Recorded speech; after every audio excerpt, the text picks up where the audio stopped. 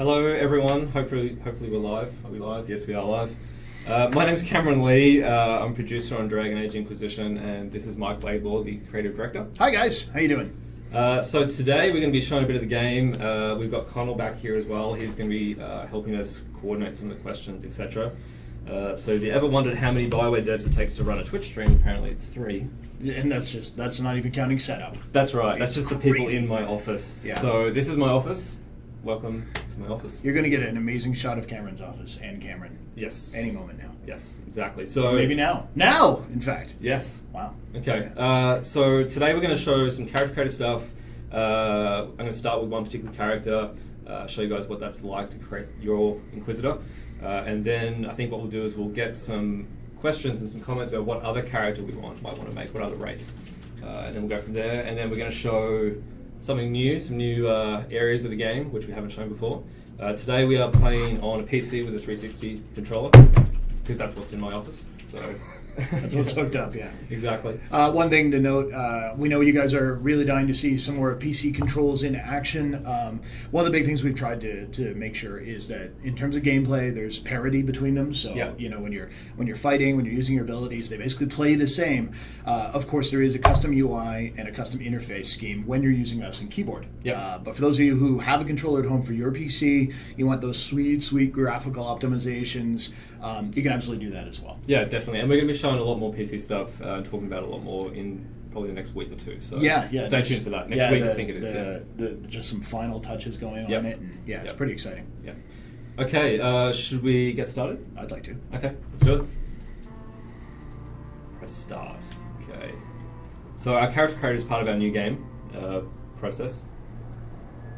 And I'm going to be drinking my cold coffee because it's Monday morning. So. It's how Cameron stays active. This is my second coffee, and it's like, anyway. Yeah. So here is the race selection and appearance selection. So you can see there's Canary and Dwarf, Elf, Human, and then obviously flipping it over to male, and we've got obviously Dwarves and everything there. So I'm just going to mess around with a particular... Well, actually, can we go back just one? Sure. One I want to point out. So when you hit character creation, it says Rogue, Dual Wield, Rogue, Archer. Yeah. And, it says at the bottom, but of course it's the fine print, so some people miss it.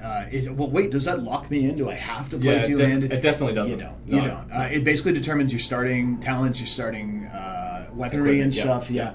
That said, you can even respec mid-game. If you're like, no, you know what, I'm really tired of dual wielding, I want to go to archery, Totally. or you want to do a hybrid, you can do that as well. So. Yeah, absolutely. And again, I mean, the pictures, of the sort of weapon and shield or the two-handed warrior, there's an axe there. Again, you could be using maces, you could be using swords. Yeah. It's whatever equipment you happen to get in the game. So, okay.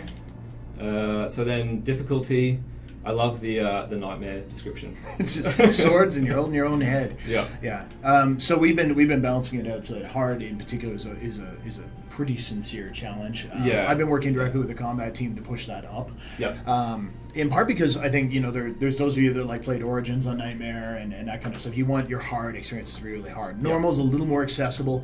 Certainly still requires some thinking. It does. I'm probably going to be playing some normal stuff, normal difficulty in the gameplay today, and you can see as you go through this particular area the attrition that takes place. As you get into more combat, your health goes down, and then you either need to drink potions or you need to be able to back out and go back to resupply those potions. We skipped through it a little fast. We'll take a look next time around at the just a little quick glimpse at the Keep import stuff. I know some people had some questions about that. We'll take a glance. You can see it's integrated as part of the CareGen flow. Yeah, we should definitely talk about the Keep, because that's how you bring in your decisions from the previous Dragon Age games.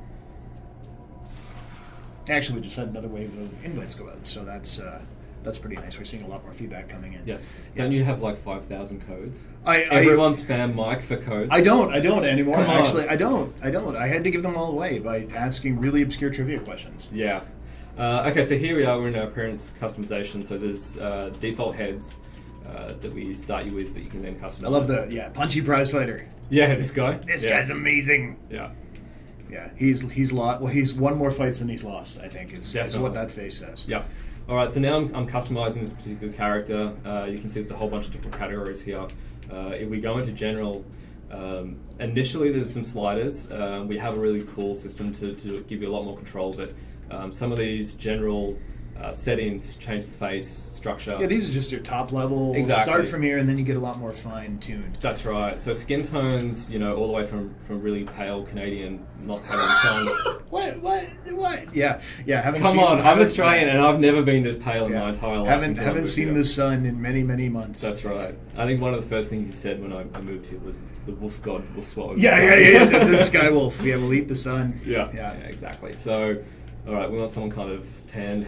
So complexion, these are a pretty cool. Wow, he's really old and decrepit looking.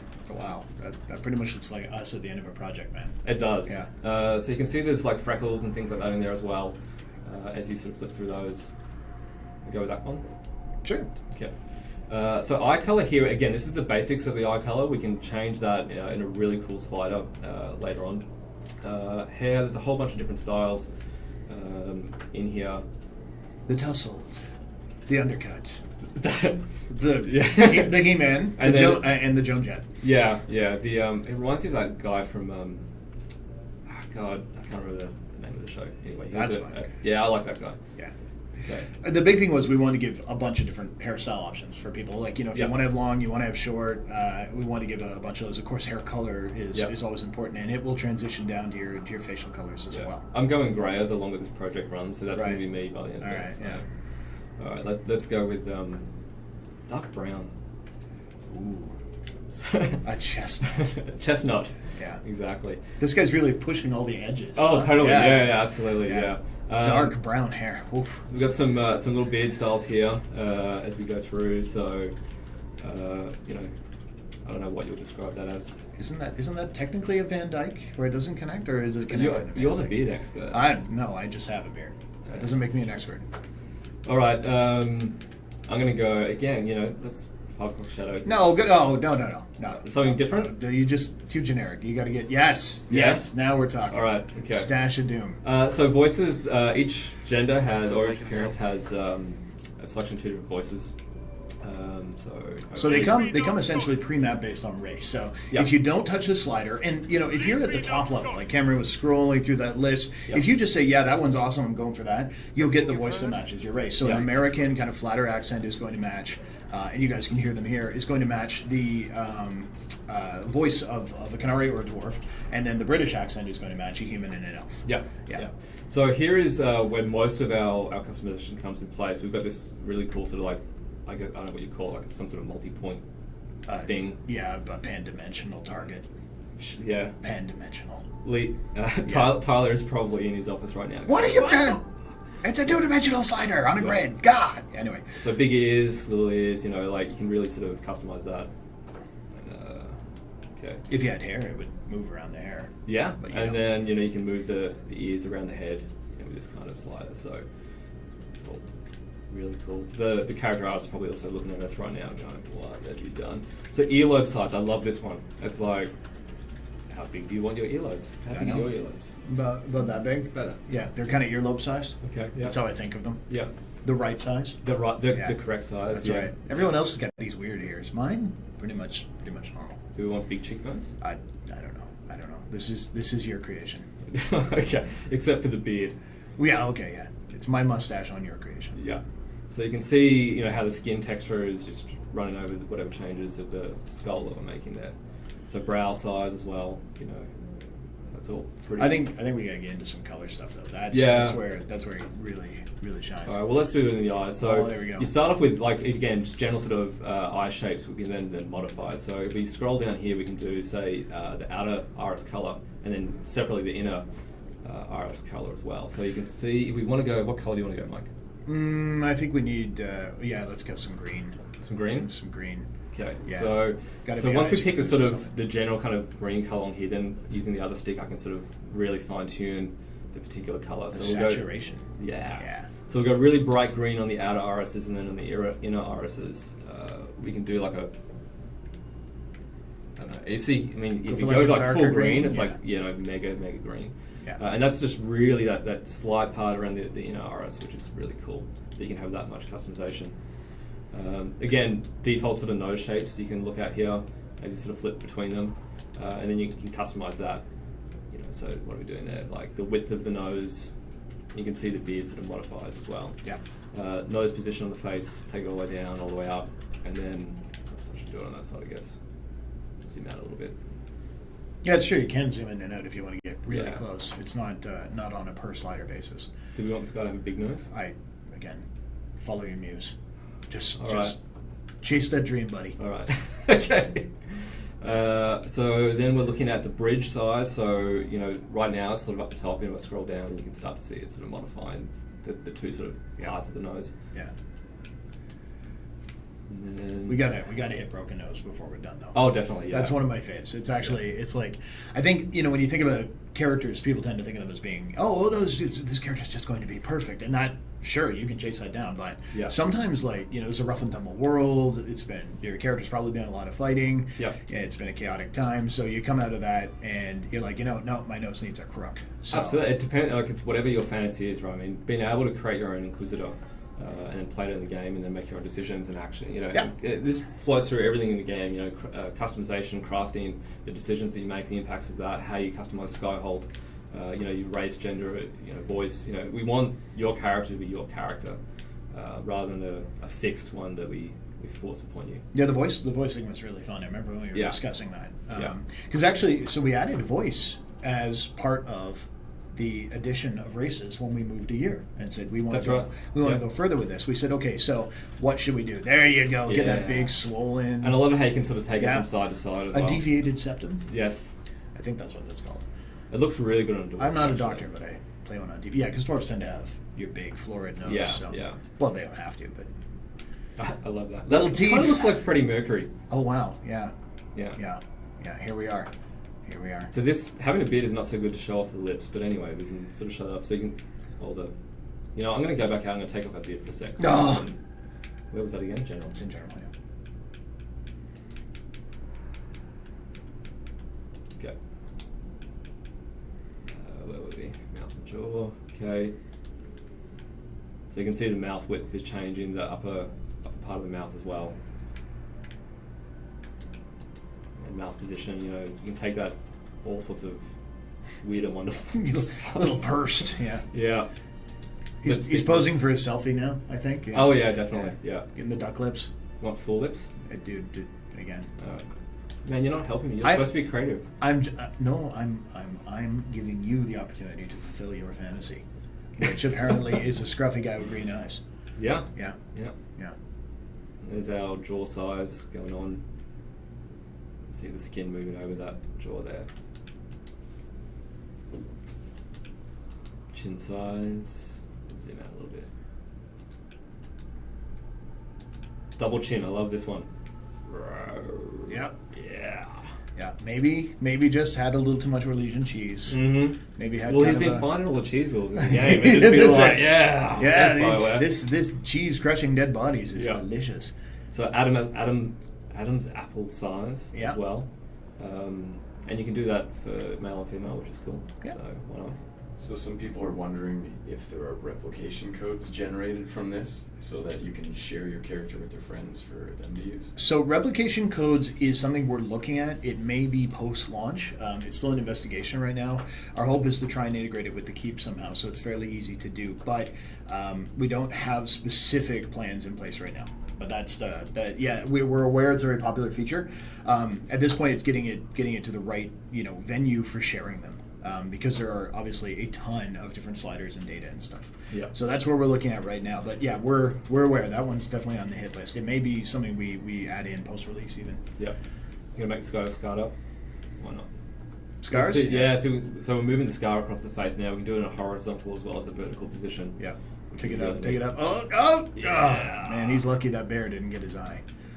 Tattoos. We love tattoos. Now we've got to change the colour for this. So got full control over the colour of the tattoos. Whatever you want to do there. I can't. You don't have any tattoos. No, I know. I'm getting there. Oh, I see. You want to start it blue? Yeah. You don't want to be sullied by black? Exactly. So there's some sort of tattoo. So the designs themselves come in different patterns and then as well different intensities. So you can pull it down as if you want it to look a little faded, bring it in nice and bright. And as you cycle through them, as well, the tattoos differ by race. Yes, Yeah, the they show dwarf ones are different really set, like full on your face. Yeah, well, yeah, and you want the brand. If you want to say, oh no, he was castless or something like that, you can use the tattoos to kind of tell a little bit of your story. Yeah. Kind of like this one back here.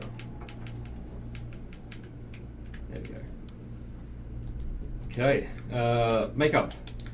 So eyeshadow color. Now, I'm really not good with makeup. It's not your forte. It's not my forte. Yeah. I did a video that we shot at Edmonton Comic Con yesterday, actually, and I am horrendous at this. Oh, was that like the lime green David Bowie looking elf? I didn't even mean to make. I was just messing around. Oh, here we go. Case in point. So, never ever trust me with your makeup, Mike. I know that this is something that you... I gotta change my afternoon plans. You really do? Yeah. You know that meeting I booked? Yeah, it's canceled. Okay. Yeah. So actually, one of our producers who's worked with the art team for the entirety of the project, actually, Colleen, has gone through and basically done a lot of the NPC heads. She's customized them herself. Yeah. And it's been fun watching her deftness with the makeup system improve. Yeah. We've had a couple characters where they're very prominent, so you see them change as she checks in new versions, and she'll keep tweaking them. Yeah. And the makeup has gotten more and more subtle and a lot more natural. As she's That's like, cool. oh, wait, I Yeah. figured out how to do this particular type of eyeliner mixed with blush, with... And it's really cool, because the system's been evolving over time, too. Oh, you are... I'm so bad. Wow. Yeah. So put a bit of blush on this guy, but it's cool because the blush could be black, all these different colors, which is really neat. People are wondering if there's full body tattoos and if you can add beauty marks or moles or freckles. So full body tattoos, no, because the majority of the time you're in armor. So we decided to really focus on making the face the highly customizable part. In terms of beauty marks, the scar system, I don't think it actually has any beauty marks in it. I haven't seen it. Check. I don't think we do have those. Yeah. That is a good suggestion, and probably something we should look at. I love how you can change even the lip shine. How glossy it is. Yeah. This is the mid Vaseline application. What? Well, this may not be showing our art in the best light. Yeah. Now here's the best part: you can back out and reset and lose all those changes, so that your poor guy doesn't look like he went headfirst into a cosmetics Exactly. factory. Well, how about we do that? How about we go back to the main menu? We did say, and then that. we can do another character. Okay. All right. So, what race do you guys want us to do next? So, we just did a human. So, pick between an elf, dwarf, and a canary. Yeah. And we'll probably do a female, I think. We've heard a lot for canary, especially the horns. All right. Horns. All right. Mind if I do this one? Sure. Mix it up. Maybe not. That makeup is applied. Yeah, that'd be nice. Yeah. There's a fun little thing. The race you get, or the gender you get at the start of the game is randomized. Yes. So it's like, just, I don't know, you're going to get a set of cards. Mm-hmm. It is the bumpers to switch them. Let's see, it doesn't matter for Karajan. We'll go Canary Mage. Yeah, I like mage. There we go. Ooh, a Talvashov. And then again, to talk about it. So when you're playing here, right now we're not logged into the Origin servers. No. We don't have our account set up. So we're getting only the option of the default world state. Yes. How it works if you are signed in on the Dragon Age Keep and you've used it, the beta people are probably familiar, is you can promote one world state to basically be your primary. Yes. And to say, this is the one I want exported. How that works, just so we're clear on it while we're doing CareGen, is that at this moment, it will connect to the keep, it will grab that world state, and essentially embed all that data into your save game. Yep. You can do that multiple times, you can start multiple games, and then you can go and change it and start another game. That's right. And get an updated version for that. So the nice thing is, because it's kind of a one event thing, you don't need to be online the whole time, can connect to the keep, and so on. That said, when you set up to your world state, it will be able to push data back. Yeah, as and well. when we talk about world states, for those of you who don't know, that's basically save game information.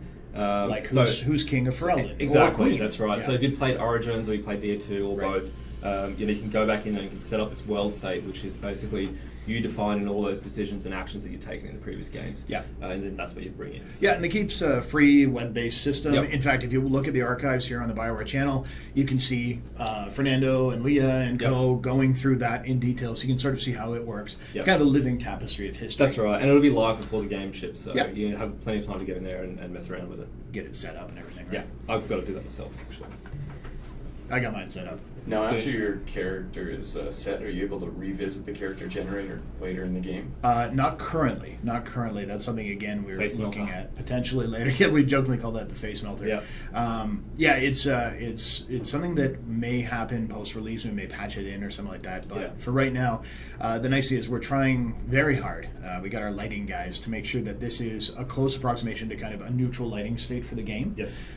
Because that's something we've gotten a lot of feedback on is, oh, wow, I look totally different here than when I Yeah, did the game. and I've had that problems in all sorts of games. We definitely don't want to do Yeah, that. and one of the nice advantages of the opening of the game, which we're not going to spoil today, No. is that you do have a variety of lighting conditions right off the bat. So if you Yeah. don't like it, it's very easy to restart. Yeah. Not ideal. I'd rather do a face melter, but we'll look at that We'll as get a it. potential future option. Yeah. Oh, there you go with the hawk. Now, this one's Horns. always a popular question. Can I have a canary without horns? Yes. Sten style? Absolutely, you Yes. can. And You we'll can have take a look at hornless that in and detail. like little stubs Yep, as well, in fact- and full horn. So let's jump in there. and take a Let's look. do that because everybody wants to know about the hair. So we'll start here. Now, this slider says horns, but it's actually a combination Yeah. of horns and hair. Most of these styles are available with the different horn patterns. Here you have sort of I sawed it off kind of Talvashoth look. Yeah. I love here's that one with that's all the kind intricate of sort of it's patterns been on the metal, inlaid, yeah. and then apparently the tip's been broken off. Again, kind of a nice layered look, some studding. I guess if you want to win at a headbutting competition, Well, yeah. forward curls. There was still, remember that guy down at PAX a couple of years ago? Someone was like, "Did the canary have like a headbutt special ability?" And I was like, "What? Yeah. Oh, that should be great." Yeah. Yeah. Well, you can make a warrior in charge. That's true, feels yeah. that sure feels pretty. Here we go. Now we're into the Yeah. asymmetrical breaks. That's Yeah, the. that's really cool. I fell off the back of a hay wagon. Yeah. Here's the I fell off the back of the hay wagon the other way with a new hairstyle. Backwards. Symmetrical. Yeah, exactly. Yeah, she had to pull herself out of that. Yeah. And this is more into the spaces, the Cerebos or the some of the Talvashoth Raiders in DA2 Yeah. where they quite deliberately sawn off their horns. Yeah. And then we get into the hornless variations as well. So you have a variety of different shapes and styles Yeah. and metals. Cool. So I know that one was a pretty popular ask. Actually, on Twitter last night, I was seeing a lot of people asking about the skin tone of the canary. Sure. Okay. So Well, then double let's check dig in that. on that. So the Canary, they definitely have a very different skin tone set Yeah. than we have. You run to a fairly pale kind of gray Very there. grey, yeah. Yeah. Pull through the different grays, A and bit then of you grey head in there more as into well. the bronzy territory, Yeah. closer to what Sten's color was with Yeah. that slight green tinge. A little bit more pink, and then all the way down into kind of this dark bronze, and then right there for almost this like jet black look. Yeah. Which can be really striking. if Yeah, you- give them red eyes. Yeah, you go into like, the more traditional Canary Like kind of white hair or blondes. Like a horned roe. Yeah, a lot of people are, kind of. A lot of people are very curious about hair color. We bandied about whether we'd restrict to white or something like that, and we decided no, it needs some variations, but obviously not the full range that the humans have Yeah. or the elves. Do you want to do female voice? Yeah, absolutely. So our two voice actors, you've probably seen Connell get spit on various times by one of them. So good. But of course, for the American voice, which would be the one you heard first, Sumali Montano is Somali. Sorry, I said it slightly wrong there. Is voicing him. So again, your two choices, able to switch between some nice sample lines, get a sense of the lip sync in motion as well. Yeah. All right, come out of here. Now, Now are we beyond able to that. adjust the body type at all? We have a number of questions about that. Oh, body type. So people keep asking about body type, and yeah, totally fair question. We had to make a choice between kind of racial variation on the body types or slider variation on the body types in terms of how we decided to build it. The takeaway for us was that having all the races and the genders be different Yes. heights and different sizes Yeah. was more valuable than having like a slider-based kind That's of body right. shape. Yeah. And that, I mean, obviously, Yeah. we've got a lot of data in the character creator, so we let us double down. Absolutely, yeah. So a female canary, for instance, just Yeah. towers over even a human male. Yeah. There are few conversations quite as stark as a female dwarf talking to a male canary, because Yes. that's just that their necks are all Yeah. craned. And Yes. of course, that was pretty challenging because we had to build specific systems to make them properly meet up and to head look Yeah. over the course of all dialogues. So makeups share the same basic shape and style over the course of the two, but as noted, we also have there's scars. thickness, chin shape. So again, female characters, as Cam noted, do have Adam's apples as available. And as we go through the Canary, a lot of people tend to forget they do have pointed ears as well. So we can have them. Nice thing, of course, is that with the more outwardly focused ears, like on elves and stuff, you can put that level of bend onto them and get that kind of thing. Elves, of course, are a little bit larger, so you can really see that stand out on the character. Now, one question that would pop up here is, where's tattoos for Canary? Right? Obviously, that's the biggie. Where are tattoos? Well, Canary are a little bit different from every other race. They kind of got their own set of equipment when it comes to headgear. So rather than giving you like kind of these permanent tattoos for them, instead they wear something called Vitar. And Vitar is essentially this highly toxic to anybody but Canary material, and it's applied like a war paint almost. You can hide it with hide helmet if you don't want to see it, but it looks really rad. You get different combinations and patterns, and they all have different effects. So you're saying that pattern will change depending on the headgear? Absolutely. So you equip it just like it's a helmet. So instead of helmets, all Canary wear Vitar, and everyone else gets their range of helmets. So it gives Canary kind of something kind of special. We wanted to do that because, well, they're new, they're cool, they're exciting. So people want to see some scars on the absolutely, we can do that. And they also want to know if the horns, if you can make them bigger or smaller. Horn size is not slider based, but it is as you change the horn patterns. They move across. All right, so let's go one of the more intense scar patterns here. That one. And then we can do the intensity, so that will dull it down. Yeah, you dull it down, pull it back up, and then of course motion comes around. If you want to get to the edge of the lip, look like she has survived a battle axe to the side of the face. We'll in the throat though. That. Oh yeah. Pull it so down. Close to the jugular. Yeah, pull her up here as well, up into the eye territory. Yeah, that's cool. Yeah, and of course you can see the light response coming off of that scar is absolutely different from the regular skin.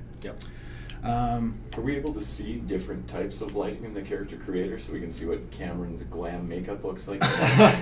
We've actually, so the lighting in here is a custom stage lighting that we built.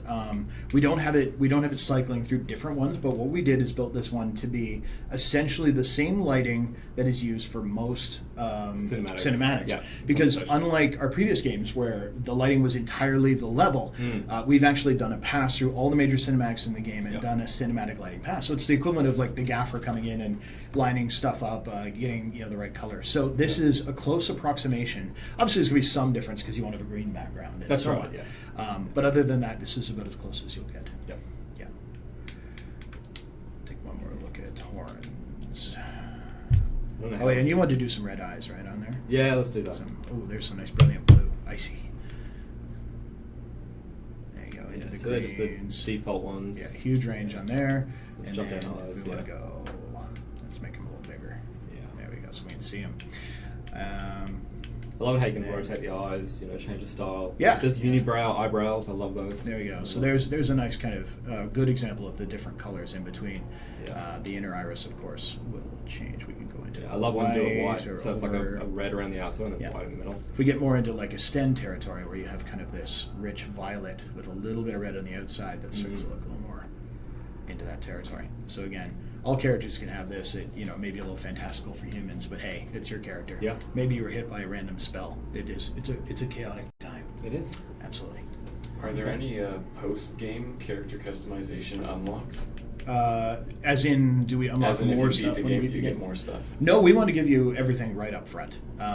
Obviously, when you beat the game, you can come back and try a different race, but it's all available right from the get-go. Seemed kind of a strange place to lock it behind.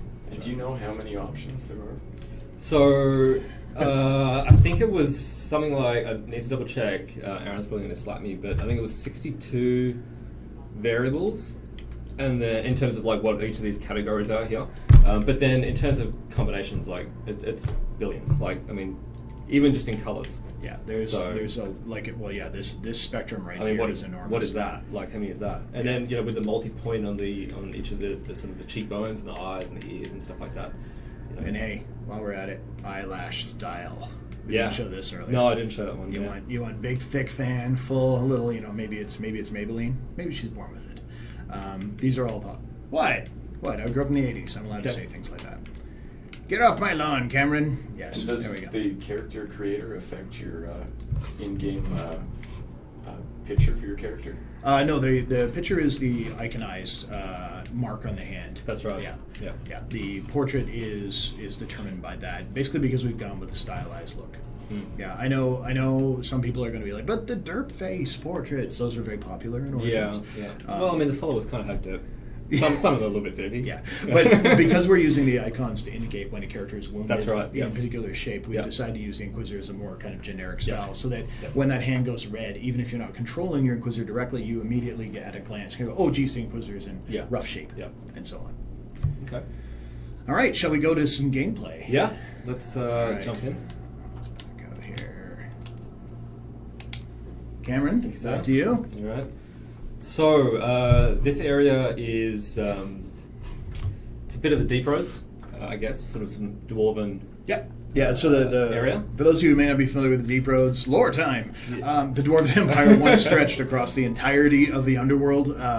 They had they had these huge highways, massive kind of cities underground called Tigers, and of course the Darkspawn, who are kind of the ever-present threat, started breeding in the Deep Roads, spreading and pushing the dwarves back and back and back to the point where the Dwarven Empire has only a single city left. That's right. Now this particular area is kind of connected to something that we'd shown at E3. Do you want to talk about that? It is. I think it's really cool. So when we started E3, you guys may remember me narrating the walkthrough and everything. We started in that awesome cave with the waterfall coming down. What we didn't do was look behind. And behind us there was a door, which leads into here. So and nugs always hang out there as well. There's always a nug there that's going, unless the mercenary assassins are in the midst of killing it. Yes. Which can happen at times. But yeah, this is a nice, think of it as E3, the alternate path. That's right, yeah. So this area would have been a dwarven area where they built up to the surface and then kind of sealed it back off. Obviously, it's fallen into some disrepair. Some of the cavern has collapsed because the dwarves have had to abandon it. And as we've come here, it's usually to investigate the fact that there are some Carta that are now kind of taking it over and are using it in some way. And you have to sort of the door is locked initially, so you have to try and find a key and there's I believe there's 3 different ways you can get in there. Oh really? I only thought there was one. Yeah, so there you go. There's one for exploration early. There's a plot event that can also take you in there or take you back there, possibly. Yes. And if you've cleared it out, that's significantly easier. And I love how multi-level this dungeon is. Yes. It's pretty cool. A nice, huge vertical space, wide open. Yeah. You see that poor Paragon's lost an arm. Yeah. I just want to double check that I'm playing on... Okay, so I'm definitely playing on normal. Okay. So, I happen to know that there is a dwarf here. So but what I could have done is bring up my tactical cam and scout it ahead. Instead of being slightly prescient. Yeah, So you can see, so tactical cam, obviously, it's back on all the platforms. It's really bringing in that sense of that you had with Dragon Age Origins. You've got ground rings. Ground rings. And when we first got ground rings in, do you remember that? It was like...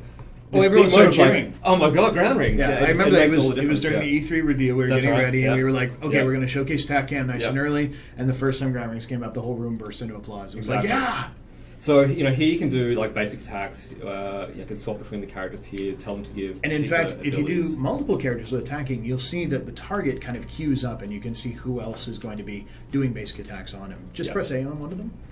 And there, you'll see Vivian's been added as well. That's so you can kind of tell who's going to be targeting each individual character as you sweep around. Exactly. And then what I can do is, at least on the controller, is hold down the trigger and it starts timing and see everything play out. Yeah. On PC, that's a remappable key. Exactly. So, that's right. You can be playing the whole combat in this mode. You can toggle between the modes. Yeah. Of course, you can get some pretty wicked screenshots. This is really cool.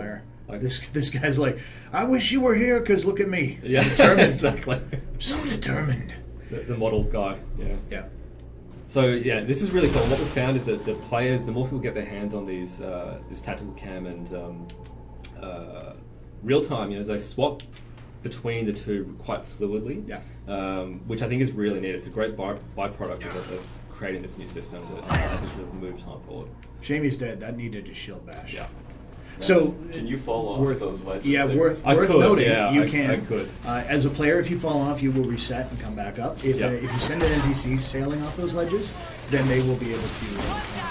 They will die. They will die absolutely horribly, and it's immensely satisfying. It is.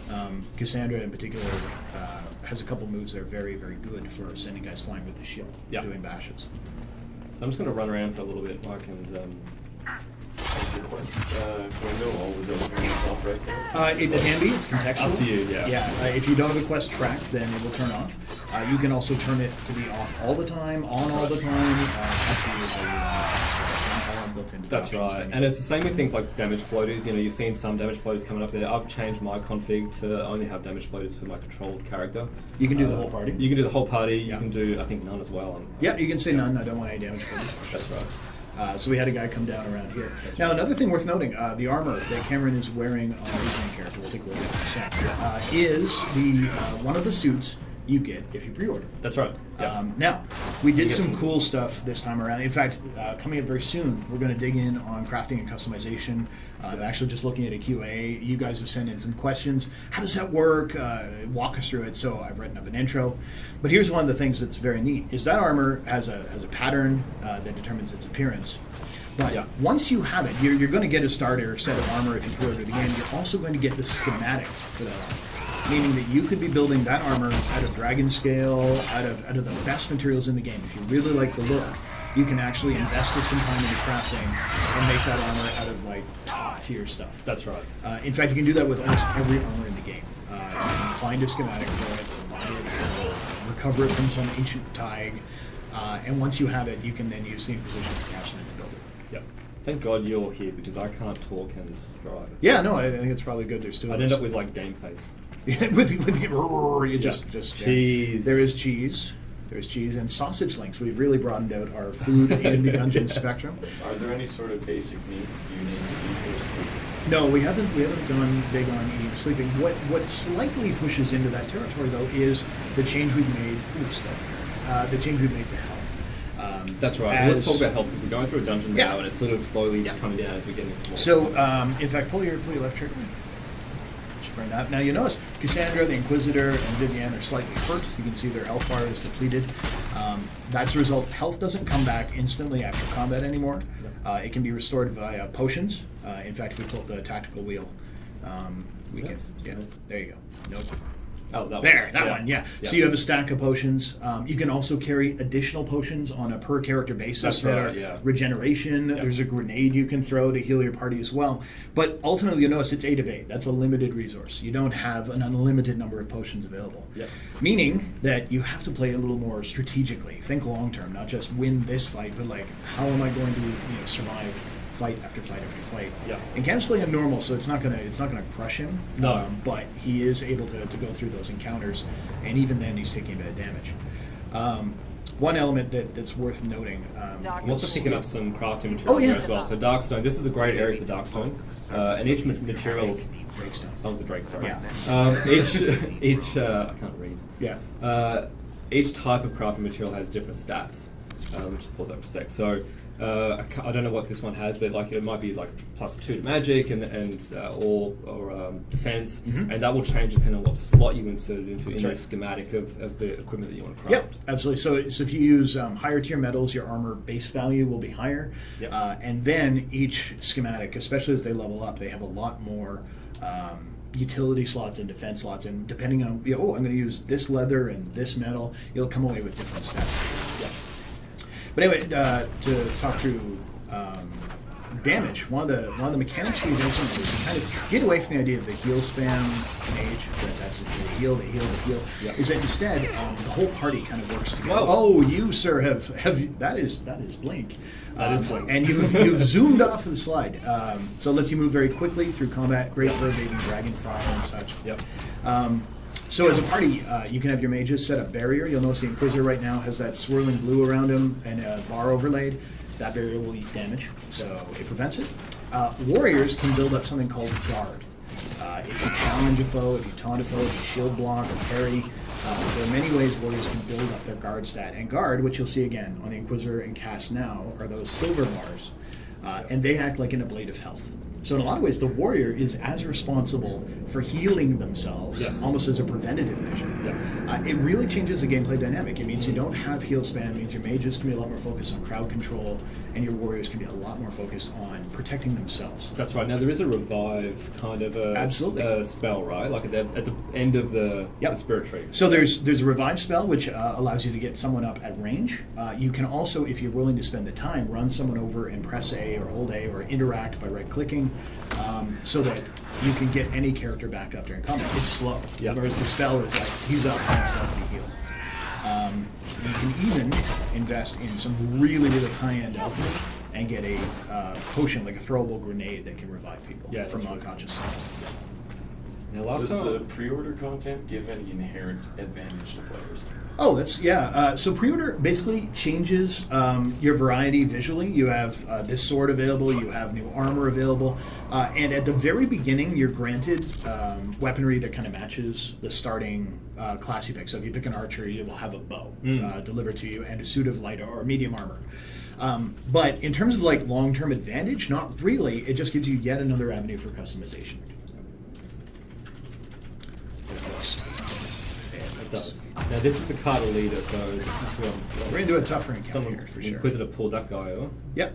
So the Inquisitor being two-hander is very good at single targets. He's also good in a mix. You can actually build him one of two ways. Two-hand tanking is possible. Yep. You can see the low health. So you can see when they sort of flash low health, and then one of them's drinking a potion to pull up. Quickly putting the barrier there as well. Yep. So this is definitely tough to fight. For my level. So these guys are level 8, I'm level 7. Those guys are brutal. A fight like this, you can be really well served. There's a couple of different strategies Cam can use. If you can keep the guys clustered, which you can do with Break Cry with Cassandra, then that's really good on potions as well. So this fight's getting nasty. If you can get them clustered, you can throw up and throw Caltrops in with Barrack. Yep. You can use your two-hander behind them. Being behind a guy naturally gets you a bonus for your chance to crit. Oh, that was actually a spell detonator. That guy was electrified and you hit him with a mulligan. That's why he died in that cataclysm of lightning. Oh, and we've lost Cass. Tank down. But we did win. We did win. So come up, but now, I mean, what have we got? Like 2 potions left? Yeah. And I'm barely scratching the surface of this dungeon. So this is another cool thing. So what I'm doing here is I'm hitting one of the sticks, and that's sort of highlighting some of the interactables in the world. So loot, things like that. Was it shift in the past? Actually, a couple things. It would be tab for the traditional, right, And in fact, you can again map it anywhere you want on PC. Yeah. One thing that came up there, you notice the power notifier came up as well as Inquisition perks. Yeah. So power, for those who've been following along, is how you grow the Inquisition. Think of the Inquisition as a character, and power is like its XP. Yeah. Actually, no, power is more like its gold, and then influence is its XP. When you have power, it basically is a currency you can spend to progress the story, to open up new areas to explore, to pursue new objectives. There's a couple of pieces of content that are kind of hidden away behind those. Yep. There's even mid-level areas where you can identify like, oh, this bridge has been shattered in the fighting. I plant my banner, go back to my war table, and spend power to open that. And that's really, and then when you come back there, then it's completely built. It's not only repaired, but now your flag is flying on it. Yeah, which one of the feels cool things in Hinterlands, a guy asked you to build guard towers to protect a village. Absolutely. Finding those spots and then going back and having those built with your power. Yeah. Power with guys saluting you, Inquisitor. Cool. Yeah, it's very satisfying. It is. We had kind of an idea we had, which is what if you could make your mark on the world and have more of an impact. So anyway, in gaining power, you can gain it by questing, you can gain it by pursuing objectives, mapping an area. There's any number of ways to get power, and there's more of it than you absolutely need to complete the game. Yep. Meaning that you may have a very different experience from your friend, and say, I didn't even go to that particular desert. So that's a locked door, so you need a road to open that. We also, I don't know if we went through it, but there was I saw a wall that you could knock down if you had a warrior. There was, yeah. There's different sort of barrier types in the game. Like there's some really interesting magic barriers as well that the mages are really useful for, obviously. And then locked doors are equipment for a rogue, right? But we wanted something for everyone, regardless of the character, and try and give you some friendly fire. And can you cast abilities and spells out of combat? Yes and yes. Yes, actually. So friendly fire is separate mode in the game, so it's not tied to difficulty. It's basically just an option you toggle on. One word of warning is that the AI can get a little punchy when it comes to friendly fire, so you may want to turn off, hey, fireball when I see a cluster of guys. That said, for players that are going to play very tactically and kind of micromanage their party, friendly fire can be an amazing challenge, and it's really just a challenge add. What was the other one there, Carl? And can you cast an ability out of combat? Yeah, absolutely. In fact, unlike previous days, you have free attack, free cast. You can bury your party. There's me doing it. Yeah. And in fact, so philosophically, we wanted to make sure that you could prepare for combat. So while barrier will burn down over time, so you can't cast it and then run around forever. Things like being able to lay down traps, things like being able to enter stealth, all those things. We wanted to make sure that there was never a situation where you really wanted to do it, but you had to get close enough to aggro guys. Exactly. Like if I was actually an intelligent person, what I would have done in that tougher fight was prepare. So I would have cast barrier before I went in through the door. I would have laid down some traps at the front of the door. Yeah, caltrops aggroed in the guys, door. brought them back into the door, had my warrior, probably Cassandra because she's spec'd as a tank, hold that position at the door, and then start to AoE in. But I'm not intelligent, so I didn't do it. So yeah, charge right on in. That's right. So this is a cool piece. So there's lots of different collectibles in the game. That one in particular is really cool because you can take it back to Skyhold and you start to form this picture and have people sort of investigate what this mosaic collection is starting to tell us the story of that mosaic. And there's a variety of things like that. So I was trying to find some Darkspawn bowstrings in some of these guys I've been killing because you can take those back and they're part of the creature research that you can do as well in your library. Darkspawn are down further. I'm going to get my butt kicked. Because I've got no health and there's a tough... Oh, you'll be fine. And if your characters fall in battle, are there lasting injuries from that? We've gone away from lasting injuries because there's an elf. Yeah, because of the permanent health damage. Injuries was the system we had in DAO and DA2 where it permanently damaged you. But entering into combat at 10% health or 25% health, it scales based on difficulty. Seemed penalizing enough. I'm so gonna die. Why do you make me die, Mike? Well, because it gives you a chance to get Because I remember. It gives you a chance to breathe, to feel truly at ease. Oh, he's about to go berserk. Bam. Yeah. You know? Yep. Now, Barrick's going to run away and leave Vivian down there. So notably... all right, now I'm going to go. Here's the thing is, you could see when he lifted his maul over his head, I was able to call what he was going to do. Yeah. As you play through the game, creatures have habits and behaviors, and you can start to learn what they're going to do so that you can start to anticipate. Yes. If you've been playing tactically, you could have used your pause and play and attack him and actually pulled everybody back from him, and he actually would have just stood there kind of flailing because once they go berserk, they go berserk. Yeah. You could have interrupted him using a shield bash, payback strike, something like that, or a stone fist. Yep. Or, final option, you could have just soaked it with your tank. I could have. You could have done that as well. Yes, shield wall obviously is very useful for that. Yeah. So I just died. What we might do is we might take some Q&A. Sure. But while we do that, I'm going to just load into Hinterlands. Okay. Because we've seen that before, and but I'll just run around and have something prettier on the screen than us. Yeah. Monday morning, or yeah. Fair enough. Yeah. Okay, so hit us with questions, guys. Yep. So if the combat's too tough, can you run away for a while? You can. You can disengage from virtually any combat. Like a coward. Yeah. And what it will do, if your characters are unconscious, it will pull them behind you. They get back up, sorely wounded. Yes, often using their limited health potions, of course. So there's definitely a cost to doing it. Yeah. But yes, in a lot of ways, we want you to be able to scout an encounter as well. Yep. Sending someone stealth in, kind of target locking them and going, oh, that guy's level 12. I should not be here. Or, hey, I'm going to give it a try. Lets you kind of engage with the content up to the difficulty you want. That's right. More questions? They're hoping to see some tactical cam combat once we get into it. Oh, sure, yeah. Some tactical cam combat? Yeah, this has been a request you guys have had for quite a while. So first off, to defeat the mighty Fennec. Yes. And his friend. and his friend, the August Ram, yes. That's not an August Ram, that's a normal Ram. I'm sorry. I apologize to Ram. Do you know that you can chain shot these guys? Yes. I understand it the other day. I was chain shotting nugs and pulling them towards me. I love killing nugs. So in this case, you're kind of a bad man. I am. Right now, there's a Tumblr page being made. Basics. Obviously, I'm going to use a long shot and a winter's grasp to pin it in place. You'll see the ice go off, and then long shot has a long draw to be able to fire. At any point, And of course, this is the least challenging encounter in the game. Yes. But starting time, stopping time, and there's long shot hit. So there's nothing left of our core deer. Let's go find some guys. Like some real challenges? Some actual enemies. Absolutely. Are the deluxe edition items tied to just a single playthrough? No, any item that you're receiving via like a DLC or like a pre-order bonus or whatever would start every time you started a new game. Yep. Yeah, we don't want them to be So they Templars. So these guys here, in fact, we can lock onto them and get an idea. So here we have part of the Templar fight that's happening. So these guys present a much more interesting challenge than a singular fox.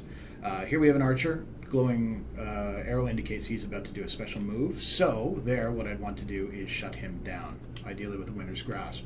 This guy presents a really interesting challenge in that... Big shield there to deflect spells he will, and arrows. Spells and any range attack is basically going to bounce right off him. Also, notable while I'm scouting, this guy's hiding over here. This isn't my build, so I'll have to take a look. But what we're going to try and do... Oops, I accidentally moved Vivian. Apologies. Winter's Grasp. Winter's Grasp. That tree was in my way. What I want to do is move Cassandra over here so that I can then challenge to turn it around, leaving him exposed to Varric, who's going to set him up as a base target once he's turned. Right now, if I use Varric on him, literally... Do you want to tell Varric then to hold position? Yeah, absolutely. Yeah. So we want to keep our range character back. We can move into a position. You'll notice here, he's now going to hold. That means he won't move from that position. If it's a melee character, an enemy will come in within essentially this glowing radius, and that's where they'll attack. Yep. Now, can we adjust the difficulty mid-game? You can, absolutely. There are, fair warning, there are achievements for difficulty, and it's essentially a high watermark. So if you drop the difficulty down from Nightmare to Hard, you're going to only be able to get the achievement for Hard. That said, difficulty achievements are, they're for a special class of player. Yes. That's right. And are runes coming back, and are there legendary items of any kind? Yes. And yes. Yes. Runes are really cool. So enchantment, absolutely there. There's runes. In fact, a whole bunch of different customization over the weapons. Oh, yeah. I'll have to get out of combat, but I'll be able to show you. This guy's sword is flaming because it has a rune. Yeah. Okay, perfect. So we've taken down that archer. Now with Cass, what we want to do is we want to turn him. So challenge is a single target taunt. It'll cause him to be like, oh, hey, I don't care about this Inquisitor guy. And you'll notice here, obviously, with the trees, this is a little more challenging location, but you have complete control over the camera, so you can always get into a good position for the fight. Now that he's turned, we have to make sure... Where's this archer? He's still holding position over there. Yeah. So we're going to get him turned. We're going to want Varric should turn in about this time. I'm wishing I had a lightning spell right now, but it looks like I'm out of mana for it. Yeah. So Vivienne will continue to attack until we get that running. Can you tell us a bit about how levels work, and is there a level cap, and do your enemies scale with you in that? So enemies don't scale to your level. Electricity vulnerability says lightning. Yes. So as you explore the world, there's many different areas with a lot of different variety in these massive exploration areas. Bang. The enemies in that will be of a variety of levels. So there's sort of like some challenging areas, even the hinterlands, even though this is the first area that you get into in the game. But yeah, the enemies in these areas don't auto-scale to your level. The main plots are a little bit different. Right. Yeah. The plots have a scale within a range, and when you access them, again, via the war table, you start them like a big operation. They'll say recommended level, say 11 to 14, or something along those lines. Now this guy, I think, may be withdrawing right now. There we go. By sitting him down on his back as well, we've made it... Oh, he's burning and shocked. So he's actually taking damage over time. So can you hit him with a Mighty Blow? Let's see if I have it available. Oh, hey, I do. So shocked, I can detonate. It's like a cross-class combo. So let the Mighty Blow go off. Oh, it's wide open. There we go. No longer shocked. Took the big damage from that. Still on fire. Perfect. So you want to say about this? Are you able to show us a little bit of crafting and how that works, and maybe the inventory system? We can show some inventory stuff. I can show a bit of stuff around potions. That's probably that we can do pretty easily. Well, I mean, the base camp was further back, and you can quick travel to it. I guess. Yeah, we can quick travel to it. That's part of that.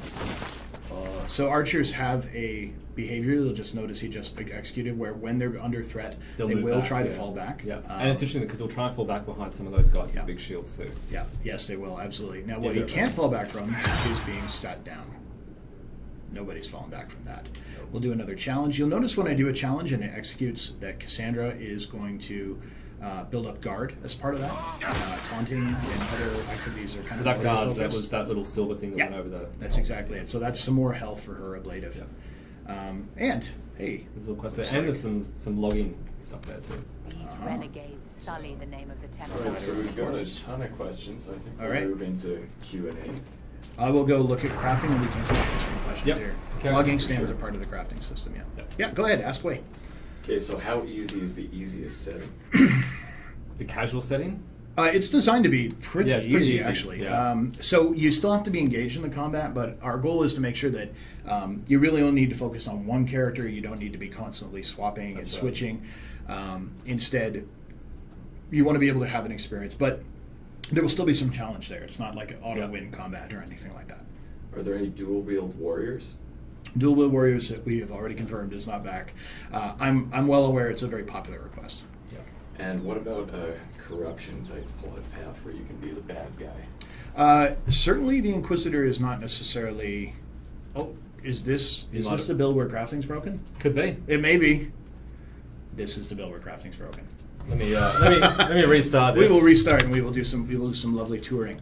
Yes. So the Inquisitor absolutely can be a bad guy, not the shining paragon. But in terms of hey, can I completely change the plot into one where I've sided with the bad guy? We shied away from that. There comes a point at which the absolutely vast amount of content we did not need an entirely absolutely vast amount of secondary content. And will your archers and mages run always whenever they're attacked by melee characters, or will they have some melee of their own? Archers and mages do not have like a melee attack when they have a bow equipped. They have a number of evade and escape abilities.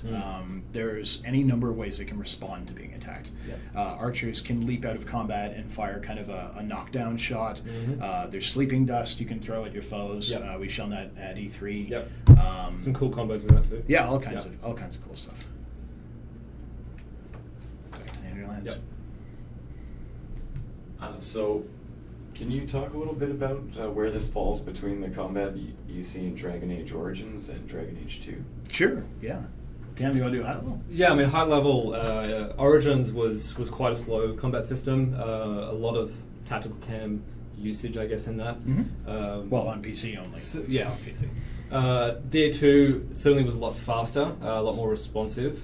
DAI, so for Inquisition, what we tried to do is go somewhere in the middle. We wanted to have more weight behind the combat animations and the feel of being in this sort of combat encounter. So you'll see, when you're swinging down around your two-handed sword, it feels a lot heavier. There's a lot more weight behind it, and so that's part of the real-time, the change that we made to the real-time combat, and then obviously bringing in tactical camera back with its full suite of abilities like we had in Origins. Lets you sort of chop and change between the two as much as you want. Exactly. And I think in a lot of ways the ability choices range from a little more active to a little more tactical. Yes. A lot of preparatory abilities that disappeared for DA2 are back. Again, traps, throwing out caltrops, glyphs, mines, putting up walls of ice to block archers. That's right. All those things are very tactical. In fact, they're things that you couldn't do. You couldn't really block pathing and that kind of stuff in Origins. No, and I think that's actually something worth talking about because the environment does play a part in combat far more than the previous game. So if you can find, even when you're exploring an area, you might find a little valley. So if you can get you guys up to the top each side, and you put your warrior down the middle or create some ice, then you can trap people in a spot. If you have a warrior defending a particular area, you've got rock walls on each side. Maybe you have a mage cast a wall of ice behind them as they come in, and now they're locked into a kill box while your range classes are up top. So, yeah, you're just following the E3. I am following you. Environment does play a lot more of a part in this than either of the two games. And if we kill enemies in an area, do they come back? Do they repopulate? Enemies do. What the game does is it constantly tracks what you've been doing recently. So we've talked about this before. If you go hunting rams for meat or something like that, or you're trying to get leather for a coat of armor, I'm going to a really cool, beautiful absolutely. spot. It's going to take a while. What will happen is that the population will start to dwindle until eventually you're left with none in the area, none respawning. Over time, that population will grow back up again. Enemies like the High Dragons do not respawn. They're permanent kills essentially made the area safe. That does result in power for the Inquisition because everybody's like a big fan of you as a result. And there are some encounters that will not respawn because they're kind of tied to the story or they're specific. But if you're in an area that's basically a bandit stronghold, you can expect to find bandits there in general. Okay, I'm going to try and skip some of this. How content dense is the open world? Pretty dense. There's a lot of different encounters for you to have. A lot of side quests for you to pursue. And every area has its own theme. That's something we've talked about. When you first arrive in the Hinterlands, it's made very clear that the Mage Templar conflict is one of the main things happening here. But in addition to that, there's smugglers, there's Carta operation, there's the dragon, there's stuff happening up at Redcliffe tied to the Mage story. All these things are part of the kind of the tapestry that the space wields. How does health regenerate on easy difficulty? On easy, you recover more health when you are downed or as part of an end of combat event, but it doesn't come back to full. And how will we know how our companion relationships are going? Is there any kind of thing that tells us how much they like us? We don't have a bar or a numbers system. Because we wanted to get away from it feeling too gamey. Instead, we've baked that into the character themselves. The way they greet you, the way they interact with you, whether or not they've had new content for you to pursue, is all an indication of how things have been going in terms of your relationships. There's a bear fighting something. It's I think it's a raider. You can lock onto him. It's probably a bandit, given where you are. Oh, bear. I think the bear's going to win. The bear's probably going to win. I saw some bears fighting some wolves the other day. There was like 2 bears and like 4 wolves. I'm like, yeah, good luck, wolves. Yeah, good luck, wolves. Yeah. Right, 4 wolves hit pretty hard. We're going to take a couple final questions. Yep. Okay. Just sorry, actually, let me finish the one thing. So the one other big thing is on a per line basis, if a character approves or disapproves, you will be notified of that. In fact, you'll be able to see they slightly approve or greatly approve. So you can track how your standing with them has been through that. But we wanted to get away from like +10. It felt too gamey. It didn't feel very natural in the interaction. I'm being chased. Okay. You, sir, have met some bandits. And they brought the bears. And the bear came. Well, that's fine. And can we change what our companions are wearing? Absolutely. Yeah, totally. Yeah, complete control over the equipment of your companion characters. So it's armor, the hats. Weapons, hats, V-tar, the whole thing. So it'll still try and keep a relative feel for that character. Without completely changing, so you don't want to have, say, Cassandra walk around in this big, clunky, like round suit of armor. Yeah. You still want her to look like Cassandra, but it definitely does change her look substantially. Yeah. Though it is notable, there are some classes of armor, like if you get Templar armor and put it on Cassandra, it will look like Templar armor. Yes. So there are some that are kind of like almost heraldry armor is a way to think of them. And is it just turn-based combat, or is there active combat? Well, this is what we're looking at right now. This is Yep. all played in real time. Yep. Yeah. So you can play turn-based if you go tactical, but in real time you can absolutely issue your orders and proceed from there. And of course, the co-op mode and multiplayer is played all in real time. There is no tactical camera for that. Come back. Oh, you may have to use a bow yes. to hunt, sir. So yeah, I mean, killing these little creatures, that can give you crafting materials as well, like furs and leathers and stuff like that. So. And hollowness inside. Yes. Yeah. Okay, and who needs a bow when you've got a... Anyway, sorry. And after Cameron has killed the poor innocent woodland creatures, I think we'll end on that note. Yeah, I think so. Well, hopefully this has been, you guys have seen some interesting stuff today. The character creator we know is near and dear to everyone's heart, so it's been good to be able to show that off. Absolutely. Yeah. Thanks again for tuning in, guys. Really appreciate it. My understanding is, I think this will be archived, Connell. I believe this is archived. Yeah. So we're gonna have this available, so you can tell your friends if they want to take a look. Listen to Cameron and I ramble for a while. Yes. Here's something we'd love is some feedback on this. If you guys enjoyed this, you want us to do some more Twitch streams. Hey, we're pretty open to it. Yep. It's been fun, and actually we've done the setup now. Yes. So if you want to look at Cam's office, here we go. Yeah. And on top of that as well, if you have any questions, further stuff on what you've seen, you can find us on Twitter. You can find that kind of stuff. Yeah. We'll try and answer them to the best of our abilities. Absolutely. All right. Thanks, guys. All right. Thanks for checking us out.